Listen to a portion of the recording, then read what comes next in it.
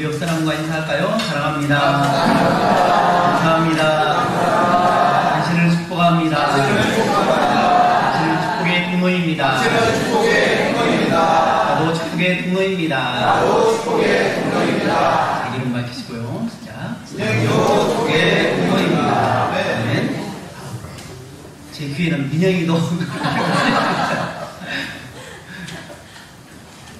얼마나 좋아요. 민영이 더우니까 제가 얘기해 주잖아요.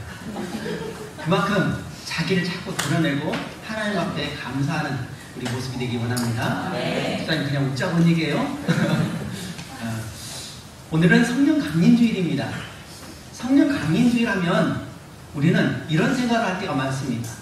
지난주에 제가 막 육상 얘기했잖아요. 육상에서 400개 주가 있습니다. 또 400m를 도는 1600개 개주가 있는데 1번 주자가 2번 주자에게 넘기고 2번 주자가 3번, 3번 주자가 4번까지 하면서 계속 바톤을 넘기는 그런 것이 있습니다. 그래서 경기를 마지막 주자까지 잘 뛰었던 팀이 승리하게 되는데 성부 하나님, 성자 예수님, 성령 하나님을 마치 400개 주처럼 1600개 주처럼 생각하는 경우가 있습니다. 어느 시대는 하나님만 역사하시고 어느 시대는 예수님께서 역사하시고 또 그 뒤에는 바톤을 받아서 성령님께 역사하셨다라고 생각하는 경우가 있는데 전혀 그렇지 않습니다. 성경 전체에서도 볼 때에 성부, 성자, 성령 하나님은 언제나 함께 하셨습니다. 그러나 겉으로 드러나 보이는 것은 한 분만 드러난 것입니다. 그래서 우리가 삼위일체 하나님이라고 말씀하고 있는데 하나님께서 천지를 창조하시고 말씀을 창조하시고 나서 사람을 창조하실 때 뭐라고 말씀하시냐? 우리가 우리의 모양대로 하나님의 형상을 따라 사람을 만들고 라고 말씀하셨습니다. 우리는 무엇입니까? 복수형입니다. 둘 이상이 될 때 복수입니다. 세 분이 함께 하셨습니다. 성부 하나님, 성자 예수님, 성령 하나님께서 동일하게 함께 역사하셔서 세 분이 함께 협력하여서 마음을 합하여서 사람을 만드셨다는 겁니다. 또 구약시대에도 성령님이 등장하십니다. 다윗이 성령의 감동을 받았다고 했고 사울이 성령의 감동을 받았다고 했고 성령의 감동을 받았다고 말씀하고 있습니다. 또 예수님께서 이 땅에 오셔서 기도하실 때 성령께서 예수님을 도우셨다고 했습니다.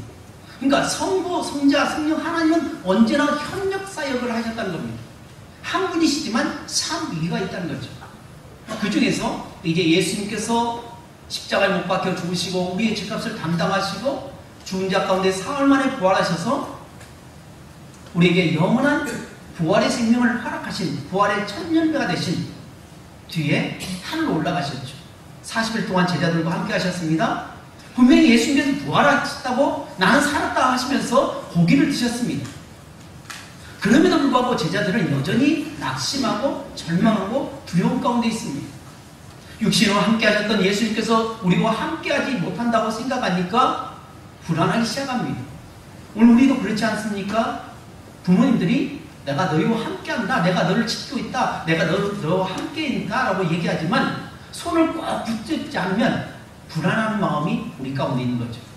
그런 것처럼 불안해 있던 그들이 약속된 성령, 바로 며칠이 못 되면 너희들이 약속된 성령을 받을 것이다. 그러니 너희는 예루살렘을 떠나지 말고 내가 지시한 곳에 가서 성령 받기를 기다려라 라고 하시면서 이 말씀하시자 어떻게 합니까? 제자들이 오순절에 마가의 다락방에서 모여서 간절히 성령 받기를 위해서 기도했습니다. 그랬더니 호련히, 그러니까 갑자기 임했습니다.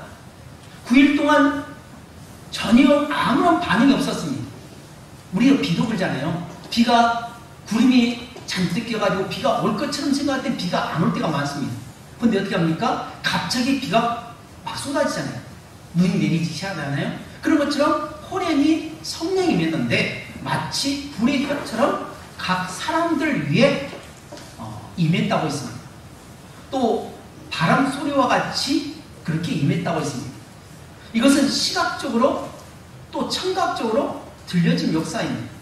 근데 120명 모두가 성령의 충만을 받고 뭐라고 하느냐? 성령이 말하게 하심을 따라서 각 방언으로, 오늘은 다른 언어로, 그러니까 전에 성경은 방언이라고 표현했고 지금 우리가 개역개정에서는 다른 언어들로 말하기 시작했다고 했는데 무려 15개 언어로 말씀하고 있다는 거예요.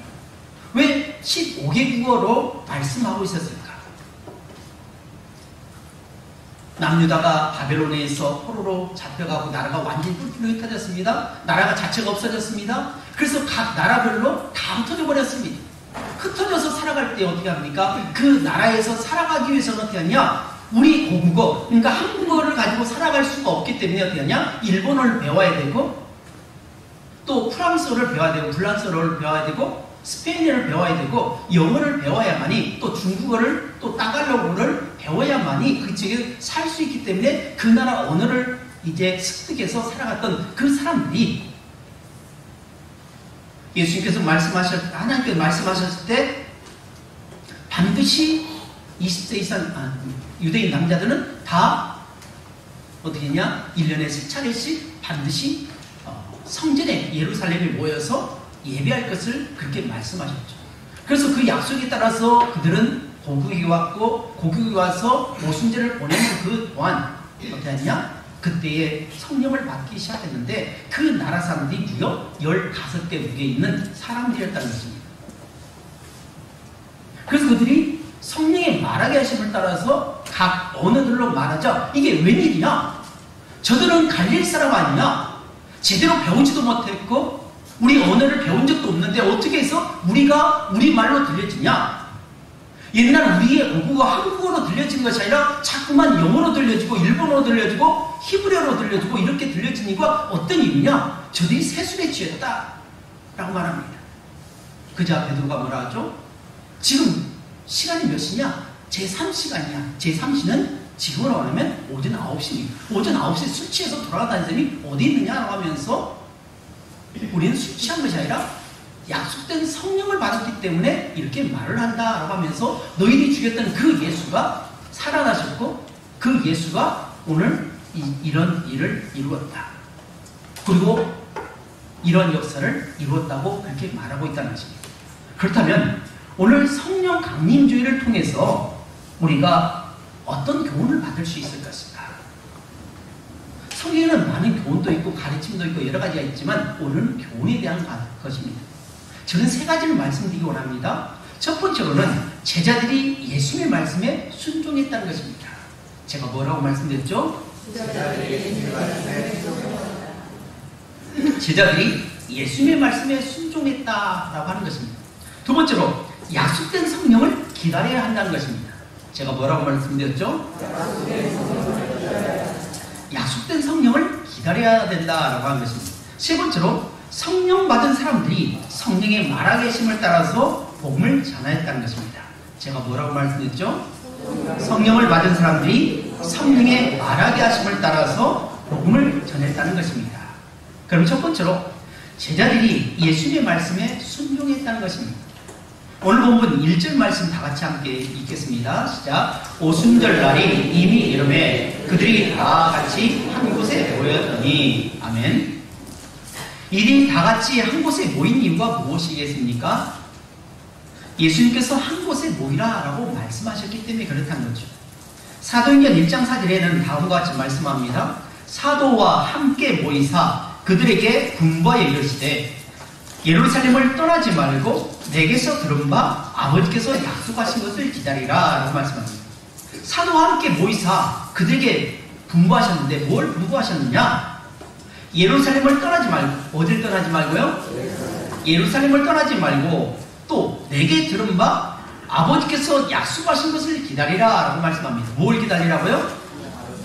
아버지께서 약속하신 것을 기다리라는 것입니다. 아버지께서 약속하신 것이 무엇입니까? 바로 성령입니다.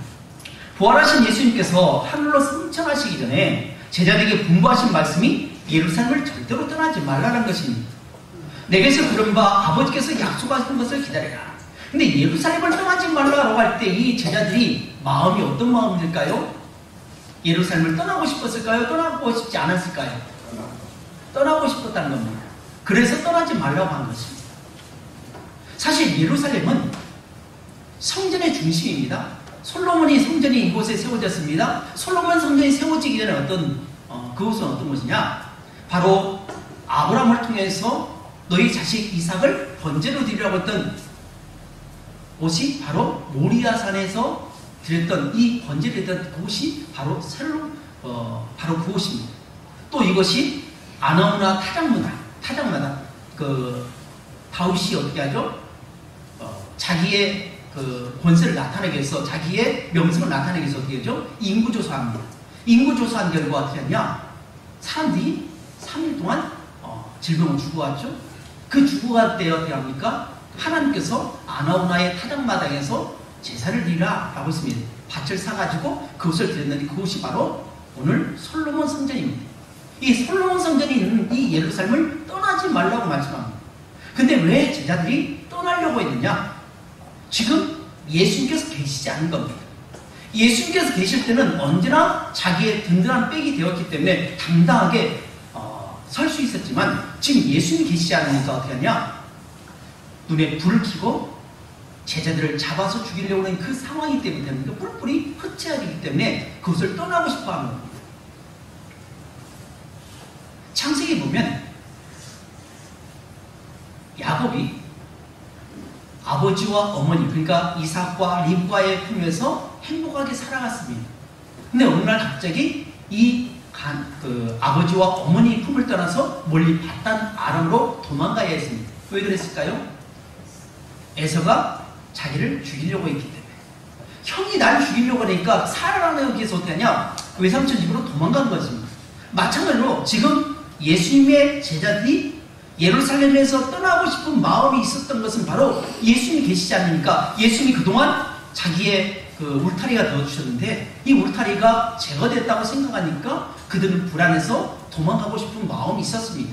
그러나 떠나지 말라고 했습니다. 왜냐하면 약속된 성령을 주시하기 때문에 그렇다는 것입니다.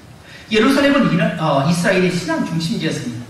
하나님께서 제사하고 절기를 지키며 이스라엘이 민족적으로 하나님을 만나는 장소인 성전이 바로 예루살렘에 있기 때문에 그렇습니다. 거룩한 성전은 하나님께서 사람들과 언약을 맺기 위해서 선택한 사람 아브라함이 하나님 명령에 따라서 이삭을 하나님께 바쳤던, 쌓았던 그곳이죠. 하나님께서 후일 이스라엘을 애굽에서 구출하실 때도 율법으로 제정하시기를 이스라엘 모든 남자들은 무교절, 칠칠절, 초막절 등 1년에 3번은 꼭 반드시 예루살렘에 있는 성전에 올라와서 하나님께 얼굴을 보이라 라고 말씀하셨습니다. 그래서 신명기 16장 16절에 이렇게 말씀합니다. 너희 가운데 모든 남자는 1년에 3번 곧 무교절과 칠칠절과 초막절과 내 하나님 여호와께서 택하신 곳에서 여호와를 배웁되 빈손으로 여호와를 배웁지 말고 라고 했습니다. 이 무교절은 어떤 날이냐? 무교라는 것은 누룩이 들어가지 않는 빵이 먹는 때입니다. 바로 이것을 가리켜서 다시 말하면 6월절입니다. 6월절은 어떤 날입니까? 예수님의 피를 상징하는, 예수님의 보혈 피를 상징하는 양의 피를 잡아서 1년 된 양을 잡아서 문인방과 문설주를 발랐을 때 죽음의 사자가 뛰어넘었다. 그래서 죽음의 사자가 장자, 첫 번째 태어난 짐승들을 죽이지 않고 뛰어넘었다라고 해서 6월절이라고 합니다. 그래서 6월절 지키라는 겁니다. 77절은 바로 77에 49라고 하는 것입니다. 그러니까 7을 7번 한 것입니다. 그래서 오순절입니다. 오순절이고 이 초막절은 뭐냐?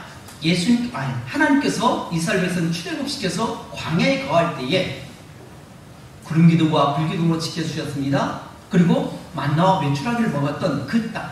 그래서 그곳에서 초막을 지었던, 다시 말해서 40년 동안 하나님이 우리와 함께 하심을 믿고 그 초실절이 되게 되면, 초막절이 되면 초막을 치고 나서 텐트를 치고 그곳에서 거하면서 옛날 하나님께서 우리를 권하신 것에 대해서 감사하는 그 절기입니다.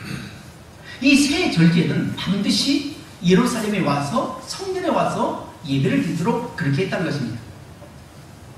이런 이스라엘 백성들이 어디서 살든지 이 절기 때는 반드시 예루살렘을 올라와서 하나님을 예배해야만 한다는 것이고, 궁극적으로는 예루살렘을 중심으로 이루어지는 인류 구원의 모든 역사들을 하나님의 증된 이스라엘 백성들이 직접 눈으로 목격하도록 하기 위해서 그랬습니다. 예수님의 공생 사역은 갈릴리 지역과 유대 지역으로 나눌 수 있습니다. 그래서 유대 지역과 갈릴리 지역으로 이렇게 왔다 갔다 하시면서 사역을 하셨습니다. 근데 공관복음, 그러니까 마태복음, 마가복음, 누가복음에는 예수님의 이 공생애를 어떻게 기록하느냐, 갈릴리 사역으로 시작해서 마지막에 예루살렘에서 성전 청결 사건을 일으키고 십자가에 못 박혀 죽으신 걸로 기록되고 있습니다. 그러나 공관복음이 아니라 요한복음이 어떻게 하냐, 절기 때마다, 그러니까 예수님께서 절기 때마다 예루살렘을 방문하셨고, 예루살렘 방문하실 때 성전 청결 사건이 처음에도 일어납니다. 요한복음, 그러니까 다른 공관복음에는 마지막 장에, 그러니까 한 25장, 26장 그 정도에 가서 마지막 때에 성전 청결 사건이 일어났다면, 요한복음에는 2장에도 나타납니다. 그래서 갈릴리에서 사역을 하시다가 중요한 일이 있을 때는 예루살렘에 오셔서 말씀을 전하시고, 성전에서 말씀을 전하시면서 사도인들과 바리새인들과 부딪히기도 하였습니다. 그러다 또 갈릴리로 가셔서 베스다를 중심으로 해서 말씀을 전하시고, 또다시 절기가 되면 예루살렘에 오셔서 이렇게 사역하셨던 모습이 예수님 안에서 나타나고 있다는 것입니다. 따라서 예루살렘은 인류 구원의 구체적인 언약이 시작되는 곳이며 하나님의 경륜이 성취된 중심지였습니다. 그러므로 하나님의 약속인 성령의 강림도 역시 예루살렘에서 이루어진다는 것을 말씀해주고 있습니다. 사실 예루살렘은 제자들이 있다면, 제자들에게서 입장에 생각한다면 본거지가 아닙니다. 다시 말하면 자기 터전이 아닙니다. 강아지도 자기 집에서는 어떻게 한다고요? 자기도 강아지도 자기 집에서는 터세를 부립니다. 왜냐하면 내 집이 있기 때문에. 그런 것처럼 제자들도 제자들의 본거지는 어디냐? 그들의 살았던 곳은 어디냐? 그들은 갈릴리 사람입니다. 그래서 갈릴리 사람인데 어찌 저들이 우리의 말을 알고 우리의 말로 이렇게 말씀을 전하느냐라고 말을 했던 것입니다. 근데 지금 어떻게 하냐? 갈릴리 지역에서 예수님께서 기다리라고 말씀한 것이 아니라 예루살렘 지역에서 기다리라고 말씀하셨던 것입니다. 이곳은 바로 예수님께서 붙잡혀 십자가에 못 박혀 죽으신 후에 부활하신 곳입니다. 그 위험에도 불구하고 제자들은 예루살렘에 와야만 했고, 약속이 성취될 때까지 예루살렘에 머물러야만 했습니다. 오늘 본문의 오순절 성령 강림 사건은 예수님께서 말씀하신 예루살렘을 떠나지 말고 한 곳에 모여 기도할 때에 강력한 성령이 임재했음을 기억하시기 바랍니다. 제자들은 말씀에 순종했기에 성령을 받을 수 있었습니다. 사랑하는 여러분, 우리도 마찬가지입니다. 제자들의 입장에 생각하면 자기들이 편한 곳 갈릴리로 가서 기다린 것이 훨씬 편했습니다. 안전했습니다. 근데 어떻게 하냐? 예수님의 말씀에 따라서 예루살렘을 떠나지 말라고 말씀하시니 그들이 예루살렘에서 떠나지 않고 마가이다바에서 간절히 10일 동안 기도할 때 강력한 성령을 임했던 것처럼, 오늘 저와 여러분에게도 때로는 내가 도저히 용납하지 못한 일이 있습니다. 나에게 잘해줄 사람 잘해줄 수 있습니다. 나에게 박수 쳐줄 사람 나도 그를 위해서 응원의 박수를 쳐줄 수 있습니다. 근데 나를 계속해서 태클을 걸고 나를 자꾸만 해코지하고 나를 괴롭히는 사람에 대해서 그 사람을 용서할 수 있느냐? 용서 못합니다. 내가 눈에 크게 들어왔으면 들어왔지 절대로 용서하지 못한다라고 하는 것이 우리의 보통 사람들이 말하는 것 아닙니까? 참 여러분, 예수님께서는 내가 너희를 사랑한 것처럼, 그 다음에 어떻게 하라고요? 내가 너희를 사랑한 것처럼 너희도 서로 사랑하라. 어떻게 사랑해야 할까요? 죽기까지 사랑해야 됩니다. 근데 그게 말대로 됩니까? 잘 안 됩니다. 근데 어떻게 하냐? 주님께서 말씀하셨어요. 주님 말씀 따라서 내 마음에는 도저히 용납하지 못하고 이해할 수 없지만 말씀하셨으니 그 말씀대로 우리도 서로 사랑할 줄 믿습니다. 두 번째로, 약속된 성경을 기다리라라고 하는 것입니다. 일반적으로 기독교는 사랑의 종교라고 말합니다. 그렇죠? 또 종종 기독교를 가리켜서 자비의 종교라고 표현하는 분도 있습니다. 또 어떤 분은 관계의 종교라고 이야기하는 분도 있습니다. 앤드루 머레이라는 분은 기독교를 겸손의 종교라고 말씀합니다. 또한 기독교는 어떤 종교냐? 기다림의 종교라는 겁니다. 하나님의 말씀을 맡은 이스라엘 백성들을 언약의 백성이라고 말씀합니다. 하나님은 끊임없이 자기 백성들에게 약속을 하셨습니다. 그리고 그 약속을 역사 속에서 계속해서 이루어 가셨습니다. 성경은 하나님의 약속이 하나님의 백성들을 통해서 이루어가는 과정을 기록한 책이라고 할 수 있습니다. 그런데 그 약속은 기다림을 통해서 이루어져야 한다는 것입니다. 아마 남성들보다는 여성들이 더 기다림에 대해서 쉽게 이해할 수 있을 것입니다. 남성들은 그냥 씨앗만 뿌리면 됩니다. 씨앗만 뿌리고 나서 어떻게 합니까? 거기서 빨리 아기가 태어나기를 어떻게 바라고 나서 언제 나오냐고 자꾸 제압합니다. 근데 여성은 어떻게 합니까? 몇 달 동안요? 몇 달 동안요? 10달 동안. 10달 동안 몸으로 안고 어떻게 합니까? 때로는 입도 또 해가지고 음식도 먹지 못하고 막 토하기도 하고 어지럽기도 하고 현기증도 나기도 하고 막 그러잖아요. 근데 어떻게 합니까? 꼬박 10달이 지나야 아이가 태어난다는 것입니다. 기다림이 필요하다는 것입니다. 성경에는 35,000가지의 약속이 있다고 말합니다.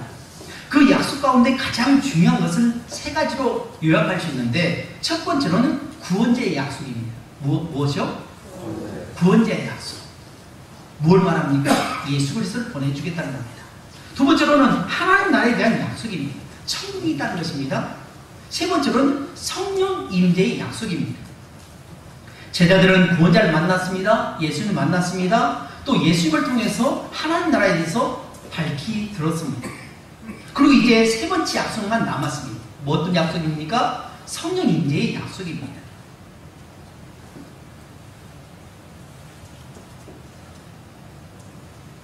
기다리던 성령으로 세례를 받게 된다는 것입니다. 성령의 약속은 기다림을 통해서 이루어진다는 겁니다. 기다린 사람은 말씀과 기도로 기다린 것입니다. 기독교는 약속입니다. 그 약속은 기다림 속에서 이루어진다는 것입니다. 교회는 기다리는 것입니다. 성도는 기다린 사람들입니다. 그래서 때로는 신앙이 성장하지 않아도 기다려주는 것입니다. 분명 오랫동안 몇십 년을 신앙생활 했는데도 불구하고 여전히 어린 아이의 신앙을 가지고 있는 분도 때로 있습니다. 그럼 어떻게 하냐? 목회자들이나 성도들이나 모두 다 기다려줘야 됩니다. 저 사람이 언제 좀 더 성장할까? 언제까지 기다려줘야 될까? 라고 할 때에 끝까지 기다려줘야 됩니다. 왜 그럴까요? 하나님 우리를 기다려주셨습니다. 만약 내가 범죄한 상태에서 나를 쳤다면 어떻게 해야 됩니까? 우리 이 자리에 있을 수 없습니다. 죄를 범했음에도 불구하고 잘못을 범했음에도 불구하고 때로는 하나님을 떠났음에도 불구하고 어떻게 하냐? 하나님은 계속해서 우리를 기다려주셨기 때문에 오늘 이 자리에 있는 것입니다. 기독교는 기다림의 신앙입니다. 우리에게 약속의 말씀이 있습니다. 천국이 있다는 것입니다. 내가 진실로 속히 오리라 라고 말씀하신 주님이 계십니다. 아우슈비츠 죽음의 포로 수용소에서 유대인들은 이렇게 노래했다고 합니다. 우리는 구세주가 오시라는 것을 믿는다. 그러나 조금 늦게 오신다.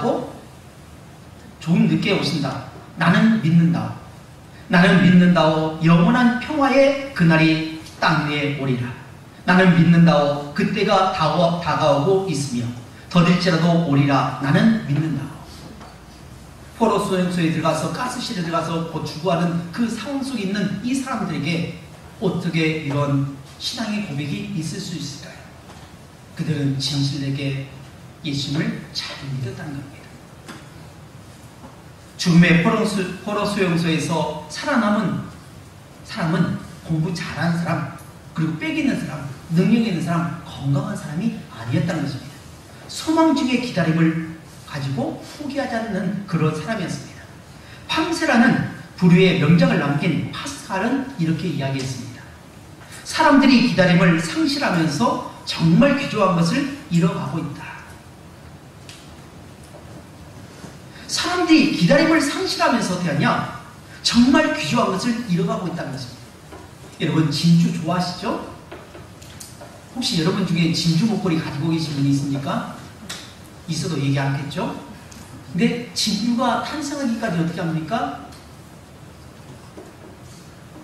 조개에 자꾸만 모리가 들어옵니다. 가끔 우리가 칼국수를 먹다 보면 막 크레가 씹히는 경우가 있잖아요. 금방 그 먹던 것도 다 뱉어버리고 싶은 그 마음이 있는데, 이런 크레 같은 거 그리고 모래 같은 것이 계속 이 부드러운 이 조개의 속살 안에 계속 들어오니까 어떻게 합니까? 처음엔 자꾸 내뱉었습니다. 근데 이것이 한 번, 두 번이죠. 파도 칠 때마다 들어옵니다. 그리고 어떻게 하냐? 나중에는 이 조개가 모래를 이 자기의 진액으로 계속 쌉니다. 부드럽게 쌉니다. 계속 쌓다가 이것이 단단하게 굳어졌을 때 그것이 바로 진주가 된다는 것입니다. 진주는 하루아침에 된 것이 아니라는 겁니다. 그래서 진주가 귀하게 된 것이죠. 마가의 다락방에서 120명의 성도들은 약속의 말씀을 믿고 10일 동안 성령 받기를 간절히 기도할 때에 성령을 받았습니다. 이들의 신앙생활이 쉬웠을까요? 그렇지 않았습니다. 언제 잡혀갈지 모르고 언제 죽을지 모르는 긴박한 상황 속에서도 오직 약속의 말씀을 믿고 기다렸을 때에 성령이 임재했고 담대함을 얻어 예수 그리스도의 부활의 증인이 되었다는 것입니다. 사랑하는 성도 여러분, 오늘 우리가 예수 믿고 곧바로 천국에 가면 얼마나 좋겠습니까? 예수 믿고 예수 믿는 상태에서 아무런 걱정과 근심 없이 고난 없이 그냥 호련히 하나님 앞에 가버리면 얼마나 좋겠습니까? 그런데 그렇습니까? 아닙니다. 어떤 분은 예수 믿고 나서 얼마 되지 않아서 하나님 나라에 부름 받는 경우도 일부 있지만 대부분은 적어도 10년, 20년, 30년, 40년, 어떤 경우는 50년, 60년, 70년, 80년이 지나야 하나님의 부르심을 받고 있습니다. 때로는 우리가 예수 믿고 나서 신앙생활 잘하다가 몸이 약해져서 몸이 자꾸만 약해져서 병이 들 때가 많습니다. 그럼 우리 마음 가운데 어서 빨리 하나님께서 부르셨으면 좋겠다, 어서 빨리 요단강을 건넜으면 좋겠다라고 하면서 간절히 기다리시는 분들이 참 많습니다. 근데 어떻게 하나요? 기다려야 됩니다. 하나님이 부르시는 그 순간까지 내 신앙을 굳건히 지켜야 됩니다. 주인이 오실 때가 되면 어떻게 하냐? 청지기는 등불을 켜고 주인을 기다려야 됩니다. 주인이 더디 올지라도 기다려야 됩니다. 2000년 전에 예수님께서 말세라고 말씀하셨지만 지금 2000년이 지난 상태에서도 아직도 예수님은 재림하지 않고 계십니다. 왜 재림하신지는 우리가 재림하지 않는지는 우리가 알 수 없습니다. 하나님의 때에 하나님께서 하실 것입니다. 그러나 어떻게 하냐? 우리는 기다리는 겁니다. 기다리고 사랑하고 격려하는 것입니다. 마지막 성령 받은 사람들은 성령의 말하게 하심을 따라서 복음을 전했다는 사실입니다. 우리 다같이 오늘 본문 4절 말씀 함께 봉독하겠습니다. 시작. 그들이 다 성령의 충만함을 받고 성령이 말하게 하심을 따라서 다른 언어들로 말하기를 시작하니라. 아멘. 이때 오순절이라 세계 각국에서 많은 사람들이 성지순례를 위해서 예루살렘에 모였습니다. 사도행전의 기록자 누가는 본문에서 15개의 나라의 사람들이 모였는데 성령 충만한 120명의 제자들이 그들 말로 하나님의 놀라운 일을 선포했다고 했습니다.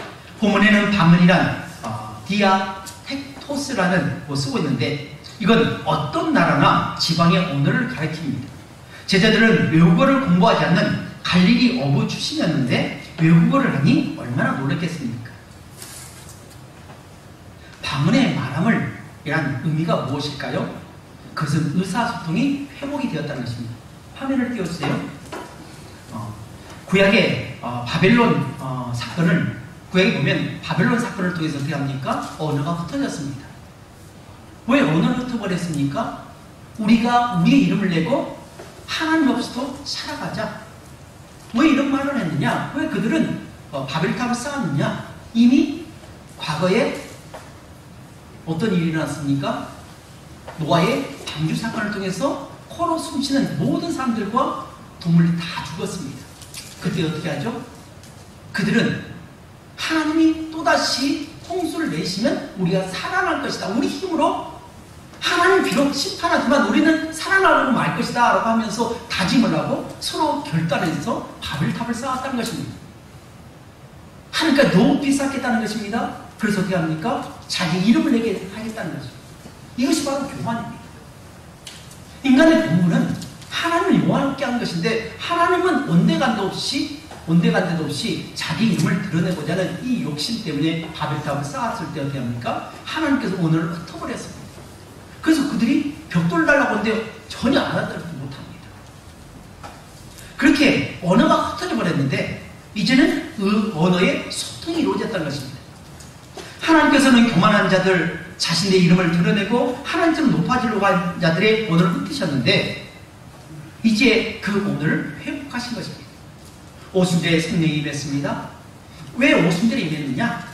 오순절은 구약의 모세가 하나님으로부터 십계명을 받았던, 시내산 십계명을 받았던 그날이 바로 오순절입니다. 그래서 7.7절 지킨 것입니다. 이 오순절에 성령이 임하게 되자 어떻게 했냐? 성령의 말하계심을 따라서 성령 받은 사람들이 어떻게 합니까? 하나님의 큰 일을 선포했다는 것입니다. 그리고 성령 충만했던 예수님의 제자 12명은 어떻게 하냐? 문을 박차고 뛰어나갔습니다. 확신과 용기로 가득 찼고 담대히 하나님의 말씀을 전했습니다. 어떻게 이런 일이 일어날 수 있습니까? 성령의 충만함을 경험했기 때문에 그렇다는 겁니다. 위로부터 임하는 하나님의 능력을 입었기 때문에 그렇다는 것입니다. 사도행전의 강조점은 세계 복음화입니다. 성령의 권능을 받아서 관계가 회복되고 대화가 회복되고 기적이 일어나서 복음을 담대히 전하는 전도자의 사명을 감당해야 됩니다. 그래서 사도행전 1장 8절에 이렇게 말씀합니다. 오직 성령이 너에게 임하시면 너희가 권능을 받고 예루살렘과 온 유대와 사마리아와 땅끝까지로 내 증인이 되리라 하십니다. 오직 성령이 너에게 임해야만 한다는 것입니다. 이것은 오늘 새벽 예배도 필수 과목이라고 말씀하셨는데 선택이 아닙니다. 성령 받는 것은 반드시 필수 과목입니다. 성령 받지 않으면 어떻게 하냐? 육체적으로 충만해집니다. 죄악으로부터 충만해집니다. 내 생각으로 충만해집니다. 그러니까 어떻게 하냐? 교회가 갈등이 일어나고 가정이 갈등이 일어나고 다툼이 일어나는 겁니다. 그러나 성령이 임하고 성령이 충만하게 되면 어떻게 합니까? 서로 사랑하게 됩니다. 왜냐하면 성령께서 말하계심을 따라 말한 것처럼 성령께서 뭐라고 말씀하시냐? 내가 너희를 사랑한 것처럼 너희도 서로 사랑하라. 내가 너희를 어떻게 사랑했느냐? 내가 죽기까지 너희를 사랑했지 않느냐? 그러니 너희들도 서로 사랑하라. 내가 너희를 용서한 것처럼 너희도 용서하라라고 말씀하십니다. 사랑하는 여러분, 성령 받기를 주님 이름으로 축복합니다. 그래서 여러분 성령 받기를 위해서 간절히 기도하시기 바랍니다. 신앙생활이 왜 힘드냐? 성령 받지 않고 내가 충만해가지고 성령 교회에서 신앙생활 하니까 문제가 발생하는 것입니다. 목사가 성령 충만하지 못하고 또 성도들이 성령 충만하지 못하면 어떻게 합니까? 그 집단이 아무리 커도 그 집단은 싸움의 집단이 되고 맙니다. 그러나 아무리 많아도 그 집단이 성령에 충만하게 되면 어떻게 하냐?